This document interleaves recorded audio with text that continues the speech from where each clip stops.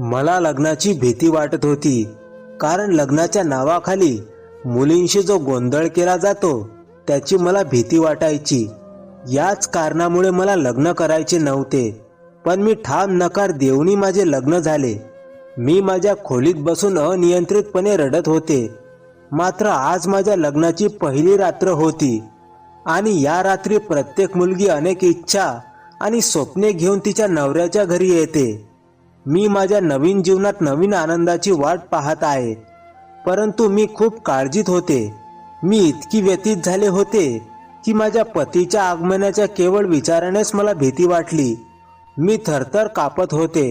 मला कुठेतरी जाऊन लपायचे होते, जिथे माझा नवरा मला पाहू शकणार नाही, जेणेकरून हे सर्व माझ्या डोळ्यासमोरून जाईल। माझे हृदय यावेळी बेलगाम घोड्यासारखे धावत होते। मूड खराब झाल्यामुळे माझे हातपाय थंड झाले होते। भीतीमुळे मला गुदमरल्यासारखे वाटले। तेवढ्यात अचानक खोलीचा दरवाजा उघडला आणि माझा पती दिनेश खोलीत आला। त्याला बघून माझ्या डोळ्यातून अश्रू वाहू लागले। भीतीने मी माझ्या हातांनी चादर पकडली होती। मी कोणत्या संकटातून जात आहे हे फक्त मलाच माहीत होतं। जसजसा माझा नवरा माझ्या जवळ येत होता, तसतसे माझे संपूर्ण शरीर हळूहळू थरथरत होते। दिनेश माझ्या जवळ येऊन बसला। तो काही वेळ माझ्या सुंदर चेहऱ्याकडे मोठ्या प्रेमाने पाहू लागला। मी खूप सुंदर होते आणि ही माझ्यासाठी सर्वात मोठी समस्या बनली होती। माझ्या अंगावर हात ठेवताच त्याने विचारले, काय झालं कोमल, एवढी चिंतेत का आहेस? आता त्याला काय सांगू की मला लग्नाची भीती वाटते? मी म्हणाले नाही। मी मान हलवली। मी काही बोलले नाही। मग तू एवढी चिंता का करतेस? मी हळूच म्हणाले, मला या नात्याची भीती वाटते। मी जे बोलले ते ऐकून तो हसायला लागला आणि माझा हात धरून मला धीर देऊ लागला। तो म्हणाला, काळजी करू नकोस। मी म्हणाले, पण मला खूप भीती वाटते। घाबरण्यासारखे काही नाही, असे तो म्हणू लागला। मी म्हणाले की मला खूप भीती वाटते आहे, की मला माहीत नाही की सर्व काही कसे होईल। तो म्हणाला, बघ, माझ्याकडे यावर एकच उपाय आहे। मी विचारले, ते काय आहे? हे ऐकून त्यांनी माझे हात धरून सांत्वन केले आणि मग ते उभे राहिले। त्याने कपाटात जाऊन कपाट उघडले आणि एक औषध बाहेर काढले आणि माझ्या हातात दिले। तसेच एक ग्लास पाणी दिले। तो म्हणाला, ही गोळी घे। मी म्हणाले, हे कसले औषध आहे? दिनेश म्हणाला, तुमच्या सर्व समस्यांचे समाधान याच गोळीमध्ये आहे। दिनेश काय बोलतो हे मला समजत नव्हते। मला झोप येऊ लागली। शेवटी ही गोळी माझ्या प्रॉब्लेम्सवर उपयोगी कशी असेल बरं? भीती इतकी होती की मी काहीही करायला तयार होते। आणि जेव्हा दिनेशने मला आश्वासन दिले की ही गोळी घेतल्यावर सर्व भीती आणि त्रास संपतील, म्हणून मी ती गोळी घेतली। दिनेश माझ्या जवळ येऊ लागला। त्याने माझे दोन्ही हात धरले आणि ओठांवर ठेवले। त्याने माझ्यावर प्रेम व्यक्त करायला सुरुवात केली, पण मला माझ्या अंगाचा थरकाप होत होता। हळूहळू दिनेशने मला आपल्या मिठीत घेतले आणि भीतीने मी स्वतःला त्याच्यापासून सोडवण्याचा प्रयत्न करू लागले। पण नंतर मला असे वाटले की माझ्या डोळ्यात हँगओव्हर येऊ लागला आहे आणि मी हळूहळू झोपेत आहे। मी स्वतःला मुक्त करू शकले नाही। काही क्षणातच मला गाढ झोप लागली होती।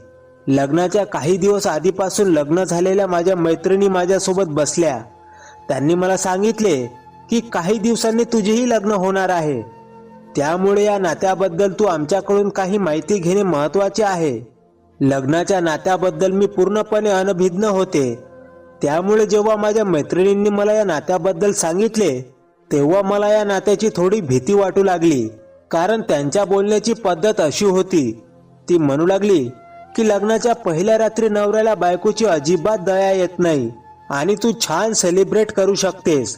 तुझं सुंदर सौंदर्य पाहून तुझा नवरा तुझ्यासोबत राहणार नाही। असं बोलून ती गप्प झाली आणि हसायला लागली। तिच्या अर्थपूर्ण शब्दांनी हृदय धडधडू लागले। माझे मन आणि माझ्या संवेदना दोन्ही उडवले होते। माझ्या मैत्रिणींनी मला सांगितलेल्या लग्नाच्या रात्रीचा नकाशा आता माझ्या लग्नाचा दिवस जवळ येऊ लागल्याने मला त्या रात्रीची भीती वाटू लागली होती। माझ्या मनाला कुठेतरी शांतपणे जायचे होते। म्हणूनच लग्नाच्या रात्री माझा नवरा आला तेव्हा मी खूप घाबरले। तो तो माझ्याबरोबर काय करेल माहिती नाही, पण दिनेशने माझे म्हणणे ऐकून समजून घेण्याचा प्रयत्न केला. त्याने बहुधा मला झोपेची गोळी दिली. ती घेतल्यावर मी थोड्याच वेळात झोपी गेले. मला माझ्या लग्नाची रात्र अजिबात आठवत नव्हती. हो, माझ्या नवऱ्याने माझ्याकडून त्याचा हक्क हिरावून घेतल्याची भावना माझ्या मनात होती, पण कदाचित सत्य इतके भयंकर होते की माझे विचार तिथपर्यंत पोहोचू शकले नाहीत आणि मी अजूनही त्या सत्यापासून अनभिज्ञ होते. जे नंतर मला कळेल की लग्नाच्या पहिल्या रात्री माझे काय झाले होते. बरं, मी सकाळी उठले तेव्हा माझे संपूर्ण शरीर दुखत होते. मी मागे वळून पाहिले तेव्हा माझ्या कमरेमध्ये वेदनेची लाट उठू लागली आणि मी वेदनेने ओरडले.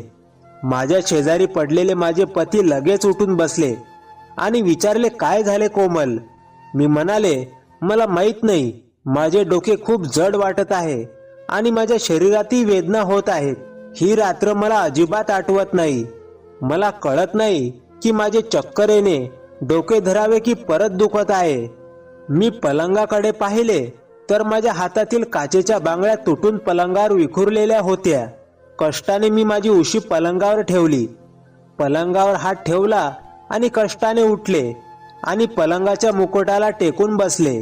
माझे केस मोकळे होते आणि माझ्या विस्फटलेल्या अवस्थेमुळे मला जाणवले की माझ्या पतीने रात्री माझ्याशी अजिबात प्रेमाने वागले नाही. इच्छा असूनही मला वेदना सहन होत नव्हत्या आणि त्यामुळेच वेदनेच्या तीव्रतेमुळे माझ्या डोळ्यातून अश्रू वाहू लागले.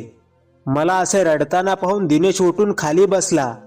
तो म्हणाला, बघ, हे सगळं घडतं, तू स्वतःला याची सवय करून घे. आणि तरीही ती लग्नाची पहिली रात्र होती, त्यामुळे तुला जास्त वाटेल, पण हळूहळू तुला याची सवय होईल. आणि मग पत्नी सुंदर असताना पुरुष आपल्या भावनांवर नियंत्रण कसे ठेवेल? आणि मग रात्री तू खूप घाबरलीस. मला वाटले की मी तुला औषध दिले नाही तर तुला मला तुझ्या जवळ येऊ देणार नाहीस आणि मला माझी रात्र वाया घालवायची नाही. असं म्हणत तो उठला आणि वॉशरूम मध्ये गेला. पण मला माझं शरीर उभं राहणे इतकं सक्षम वाटत नव्हतं. दिनेश घरी एकटाच राहत होता. त्याचे आई वडील हयात नव्हते. सुरुवातीला माझे पालक या नात्यासाठी तयार नव्हते. ते म्हणाले की तो एकुलता एक मुलगा आहे, आम्हाला असे नाते समजत नाही. पण नंतर माझी आई म्हणू लागली की मुलगा चांगला कमावतो आणि त्याचे स्वतःचे घर आहे. आता त्याचे आई वडील हयात नसतील तर त्याचा काय दोष? आम्ही सखोल चौकशी केली आहे. या नात्यात कोणताही दोष आढळला नाही. सर्व काही चांगले आहे. माझ्या मुलीवर सासरच्या मंडळीचा भार पडणार नाही. मला माहीत नव्हते की लग्नाच्या रात्रीच माझी अशी अवस्था होईल की मला उभेही राहता येणार नाही. अंघोळ करून दिनेश बाहेर आला तेव्हा तो मला म्हणाला, बघ, माझ्या घरी सध्या तुझी सेवा करायला कोणी नाही, त्यामुळे घराची काळजी घ्यावी लागते. त्याच्या या म्हणण्याला माझा काही आक्षेप नव्हता, पण या क्षणी त्याला नाश्ता बनवणं मला योग्य वाटत नव्हतं. त्याचे म्हणणे सांगून तो खोलीतून निघून गेला होता. लवकर उठ, बाहेर ये आणि माझ्यासाठी नाश्ता कर. अंथरुणावरून उठल्यावर माझी पाठ मोडणार आहे असे वाटले. कमरेवर हात ठेवून मी अंघोळ करून खोली बाहेर गेली. दिनेश बाहेर लाऊंजमध्ये बसून हसत हसत फोनवर कोणाशी तरी बोलत होता. पण तो ज्या गोष्टी बोलत होता त्यामुळे माझ्या लाजेने पाणी पाजले होते. मागच्या रात्रीचे क्षण तो कोणासोबत शेअर करत होता, तेही अगदी निर्लज्जपणे. दिनेश त्याच्या वैयक्तिक गोष्टी अशा कोणाशी शेअर केल्याचं मला आवडलं नाही. पण मी पहिल्या रात्रीची वधू होते. अशा प्रकारे मी आता दिनेशला काहीच बोलू शकत नव्हते. मला वाटले की मी नंतर दिनेशला सांगेल की बाहेर अशा गोष्टी बोलू नका. मी लगेच डोळे मिटून किचनमध्ये गेले. कष्टाने मी माझ्यासाठी आणि दिनेशसाठी नाश्ता तयार केला. नाश्त्याच्या वेळी मी संकोचपणे दिनेशला हे सांगितले. मी म्हणाले, दिनेश, माझ्या पाठीत खूप दुखत आहे, त्यामुळे कदाचित आज रात्री मी तुला वेळ देऊ शकणार नाही आणि प्लीज मला डिस्टर्ब करू नकोस. त्यावेळी दिनेश चहा पित होता. माझे बोलणे ऐकून त्याचा कप त्याच्या ओठांजवळ सरकत थांबला. तो म्हणाला, बघ, मी तुझ्याकडून अशी सबब ऐकू शकत नाही. मला लवकरात लवकर मूल हवे आहे, म्हणूनच मी तुझ्याशी लग्न केले. त्याचे बोलणे ऐकून माझे मन अस्वस्थ झाले. त्या रात्री माझ्यासोबत काय झाले हे मला माहीत नव्हते, परंतु माझी स्थिती पाहता मी कदाचित पुन्हा त्याच समस्येतून जाण्यास सक्षम नव्हते, पण माझ्या समोर उभ्या असलेल्या व्यक्तीला फक्त माझ्या प्रत्येक समस्येवर स्वतःचे काम करायचे होते. जसजशी रात्र पडली तसतसे मला कोणीतरी माझे हृदय पकडल्यासारखे वाटले. मग रात्री दिनेशने मला दुसरे औषध दिले. मी म्हणाले की मला ते घ्यायचे नाही आणि तो म्हणाला ही झोपेची गोळी नाही. मी म्हणाले मग हे औषध कशासाठी आहे? लवकर गर्भधारणा होण्यासाठी हे औषध असल्याचे त्यांनी सांगितले. हे ऐकून मी काही वेळ त्याच्या चेहऱ्याकडे बघतच राहिले की तो काय बोलतोय. माझ्या लग्नाला कोणती 4-5 वर्ष झाली होती. लग्न होऊन 4 दिवसही झाले नव्हते आणि माझे सासू सासरेही हयात नव्हते, ज्यांना त्यांच्या नातवाला आणि नातीला पाहण्याची घाई झाली होती. शेवटी तो मला इतक्या लवकर गर्भवती होण्यासाठी औषध का देत होता? मी म्हणाले, दिनेश आता इतक्या लवकर का? आमच्या लग्नाला काही दिवसच झाले आहेत. 2-4 वर्षानंतर मुलाची आरामात योजना करेल. सध्या हे आमचे मौज मजेचे आणि आनंदाचे दिवस आहेत. तो म्हणू लागला, मला काही कळत नाही. कदाचित तुला कल्पना नसेल की मला मूल होण्याची किती घाई आहे. मला मुलं खूप आवडतात. मला मुलं जास्त हवी होती आणि म्हणूनच लग्न लवकरात लवकर व्हावे आणि माझ्या घरात लहान मुलाचे हास्य गुंजावे म्हणून मी तुझ्याशी लग्न केले. तुला 1 वर्ष मूल होणार की नाही हे तपासण्यात आणि त्यानंतर तुला औषध देण्यात मला वेळ घालवायचा नाही. असे म्हणत त्याने औषध माझ्या तोंडात ठेवले आणि पाण्याचा ग्लास दिला. पाणी पिऊन मी औषध आत घेतले, पण आदल्या रात्रीची बेशुद्धी पुन्हा मला ओव्हरटेक करायला लागली. तेव्हा आश्चर्य वाटले. तेव्हा दुसरे औषध असेल तर विचार करण्याची माझी मनाची कुवत नव्हती. मग मला झोप का येत होती? मी एवढी बेशुद्ध का होत होते? आणि मग मला काहीच भान राहत नव्हते. मी पुन्हा झोपेच्या खोल अवस्थेत पडले होते. मी बेशुद्ध असताना देखील मला माझ्या कानात माझे आक्रोश ऐकू येत होते, कारण मला खूप वेदना होत होत्या. वेदना इतक्या तीव्र होत्या की गाढ झोप असूनही मी रडत होते. सकाळी दुखण्यामुळे माझे डोळे उघडले. त्यावेळी माझ्या कमरेला खूप दुखत होते, म्हणून मी दिनेशला उठवले. मी म्हणाले, माझ्या कमरेत खूप दुखत आहे, मला ते सहन होत नाही. देवा, मला डॉक्टरकडे घेऊन जा. पण तो चिडून म्हणाला, अजून दिवसही गेलेला नाही, तू माझी झोप का नष्ट करतेस? मी तुला पेन किलर देईन, तू खा. त्यांनी मला दुसरे औषध दिले, जे घेतल्यावर माझ्या दुखण्यात थोडासा फरक पडला आणि मी पुन्हा झोपी गेली. पण सकाळी उठल्याबरोबर वेदना पुन्हा वाढू लागल्या. आता हे रोजचेच झाले होते. मी सलग 8 दिवस अशा त्रासातून जात होते, पण दिनेशला माझ्या कुठल्याच प्रॉब्लेमची जाणीव नव्हती असं वाटत होतं. एके दिवशी तो ऑफिसमधून परतल्यावर मी त्याला मला आईच्या घरी सोडायला सांगितले. दिनेश पासून दूर होण्याचा हे एकच निमित्त होतं. तो म्हणाला, जोपर्यंत मला मूल होत नाही तोपर्यंत मी तुला कुठेही पाठवणार नाही. मला समजले नाही की त्याला मूल होण्याची इतकी घाई का झाली. प्रत्येक गोष्ट आपापल्या वेळेत घडते. मूल होणे किंवा न होणे हे माझ्या हातात नव्हते. 8 दिवसातही माझी अवस्था अशी झाली होती की मला चालताही येत नव्हते. आता तर पेन किलर खाल्ल्यानंतर माझ्या पोटातही बिघाड झाला होता. मी दिनेशला डॉक्टरकडे नेण्यास सांगितले असता त्याने हे मान्य केले नाही आणि सांगितले की डॉक्टर तुला पेन किलर देतील. पण यावेळी तो घराबाहेर पडताच मी माझ्या आईला बोलावून घेतले आणि तिच्यासोबत एका महिला डॉक्टरकडे गेले. मी तिला सांगितले की मला पाठदुखी आणि खालच्या ओटी पोटात दुखत आहे आणि माझा हात अजूनही माझ्या पोटावर होता. मला हा त्रास 8 दिवस सतत सहन होत नव्हता. माझ्या डॉक्टरांनी मला तपासले तेव्हा मी माझ्या कानाला हात लावू लागले आणि तिने मला जे सांगितले ते ऐकून मी श्वास घ्यायला विसरले. मी डोळे उघडून डॉक्टराकडे ऐकत होते. तिने जे सांगितले ते खरे असू शकत नाही. माझ्या कानांवर विश्वास बसत नव्हता. मी मान हलवली नाही. मी म्हणाले, असे होऊ शकत नाही, तुमचा काही गैरसमज झाला असेल. ती म्हणाली, अशी अनेक प्रकरणे माझ्या समोर येतात, त्यामुळे मला कळते की तुला काय झाले आहे. मग ती मला विचारू लागली की तुझा नवरा तुझ्या जवळ येतो तेव्हा तुला भान नसते का? मी नाही म्हणाले आणि मान हलवली, कारण दिनेश मला लवकर गरोदर होण्यासाठी दररोज औषध द्यायचा आणि ते घेतल्याबरोबर मी गाढ झोपेत जायचे. पण लेडी डॉक्टरने जे सांगितले ते ऐकून मला दिनेशवर संशय येऊ लागला. ती माझ्याशी खोटं बोलेल किंवा दिनेशच्या विरोधात माझं ऐकेल याचं डॉक्टरशी माझं वैयक्तिक वैर नव्हतं. ती एक डॉक्टर होती आणि तिचा पेशा होता फक्त तिच्या रुग्णांची तपासणी आणि उपचार करणे. डॉक्टरच्या म्हणण्यावर विश्वास ठेवण्याशिवाय माझ्याकडे दुसरा पर्याय नव्हता. आता माझ्या मनात दिनेशबद्दल शंका निर्माण झाली होती. डॉक्टर म्हणाले, जर तुझा नवरा तुझ्यावर प्रेम करतो तर तो फक्त झोपेच्या गोळ्या देऊन तुझ्या जवळ काय येतो, त्याचे कारण काय? असे प्रश्न ऐकून मला दिनेशचा आणखीनच संशय आला. पण सत्य काय ते मला कसे कळणार? कारण मी ते औषध घेण्यास यापूर्वी अनेकदा नकार दिला होता, पण त्याने माझे ऐकले नाही. तो जबरदस्तीने माझ्या तोंडात औषध टाकायचा आणि पाण्याचा ग्लास माझ्या ओठांना लावायचा. डॉक्टर म्हणाले, ठीक आहे, हे करा, त्या औषधाचे नाव सांगा. म्हणून मला वाटले की मला त्या औषधाबद्दल काहीच माहिती नाही.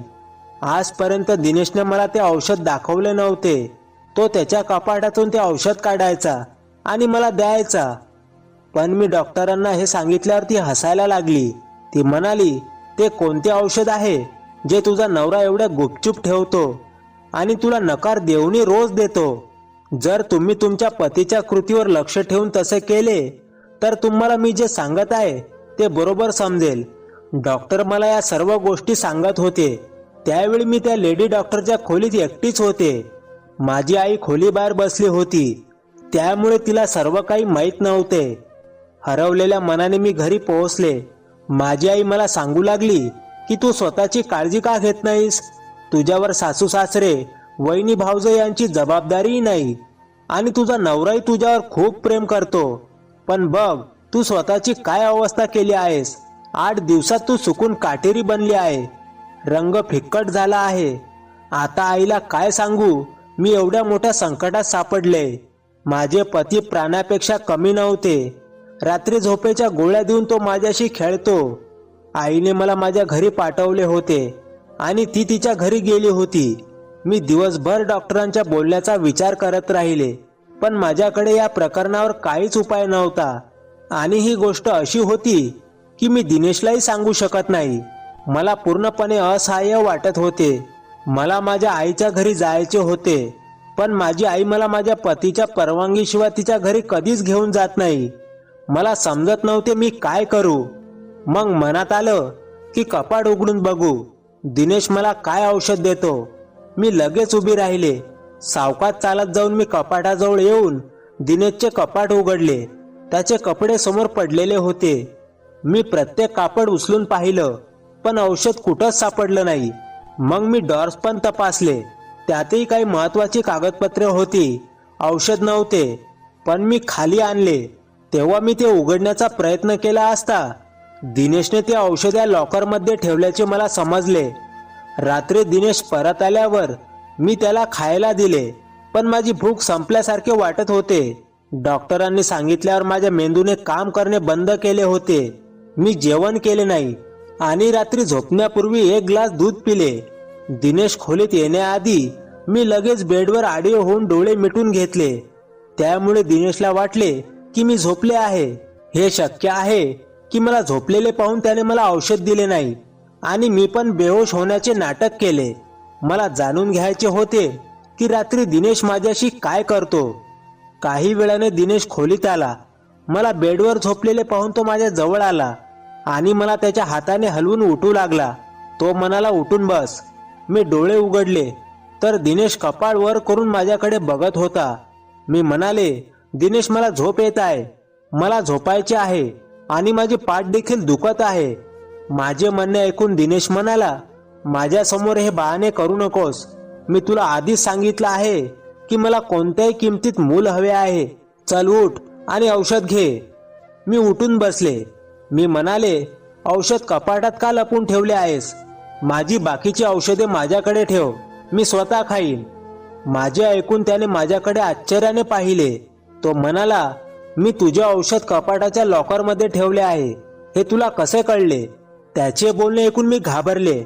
मला माझी चूक कळली. कदाचित मी माझ्या घाईत काहीतरी चुकीचे बोलले असावे. मी म्हणाले, मला वाटले की आज मी स्वतः औषध घेईन. मी तुझे कपाट उघडले आणि पाहिले की औषध कुठेच नव्हते. मला वाटले तू औषध लॉकरमध्ये ठेवले असावे. मी निमित्त काढले. तो म्हणाला, तुला एवढी काळजी करण्याची गरज नाही.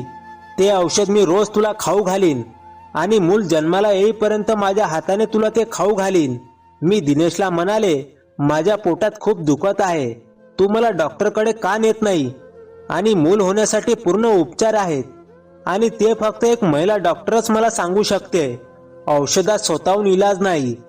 माझ्या बोलण्यामुळे कदाचित दिनेश मला ते औषध देणार नाही असे मला वाटले. पण तो म्हणाला, मला माहीत आहे की त्या औषधाने स्त्री गर्भवती होते. तुला कोणत्याही डॉक्टरकडून उपचार घेण्याची गरज नाही. तू फक्त माझी आज्ञा पाळ.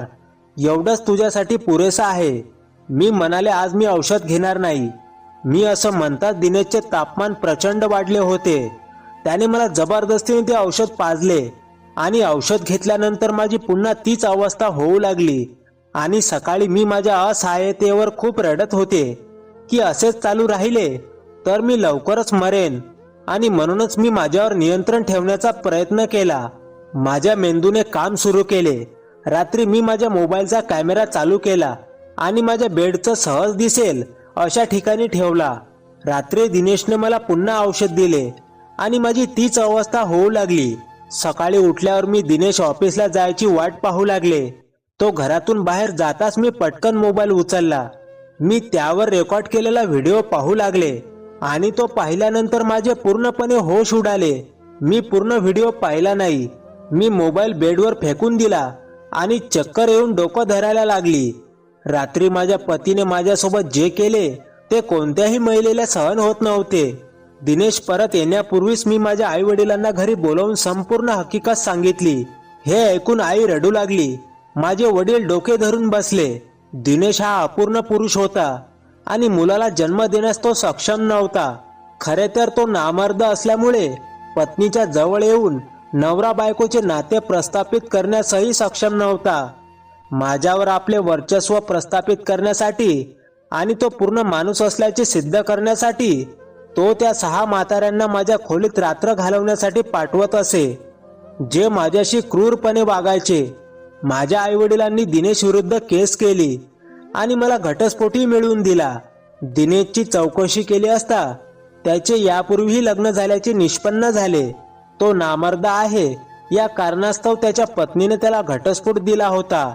कदाचित स्वतःची कमतरता लपवण्यासाठी आणि आपल्या पत्नीला हे सिद्ध करण्यासाठी की तो मुलं उत्पन्न करू शकतो, त्याने माझ्यासोबत खूप मोठा गुन्हा केला होता. माझे जीवन नरक बनवले होते. मी लेडी डॉक्टरकडे गेले असता तिने मला सांगितले की तुझ्यावर बलात्कार होत आहे आणि एकापेक्षा जास्त व्यक्ती ते करत आहेत. हे खोटे नव्हते. दिनेश मला गरोदर राहण्याच्या बहाण्याने झोपेच्या गोळ्या देत असे, जेणेकरून तो माझ्यासोबत हा घाणेरडा खेळ खेळू शकेल आणि त्याच्या मनाला दिलासा देण्यासाठी आणि त्याच्या पहिल्या पत्नीला तो पूर्ण पुरुष असल्याचे दाखवण्यासाठी. त्याने माझे आयुष्य उद्ध्वस्त केले. मला सावरायला 1 वर्ष लागलं, कारण दिनेशने मला 2 महिन्यात दिलेली वेदना आणि त्रास मला मान्य नव्हता. मग माझ्या पालकांनी माझ्यासाठी दुसरे नाते पाहिले. यावेळी संपूर्ण कुटुंब तिथे होते.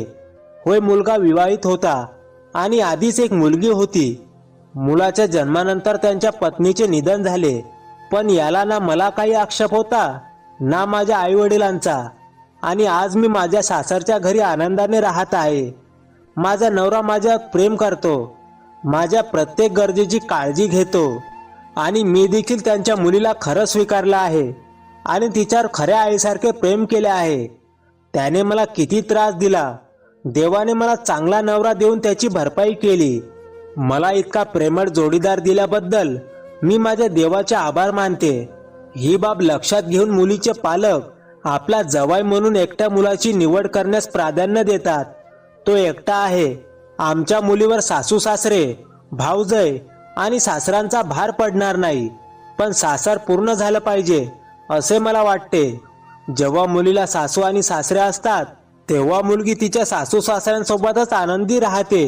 कारण पतीने मागून काही चूक केली तर सासू आणि सासरे हजर असतात, त्याला शिव्या देतात त्याला योग्य मार्ग दाखवण्यासाठी आणि समजून घेण्यासाठी त्याच्या डोक्यावर त्याच्या पालकांचा हात असतो.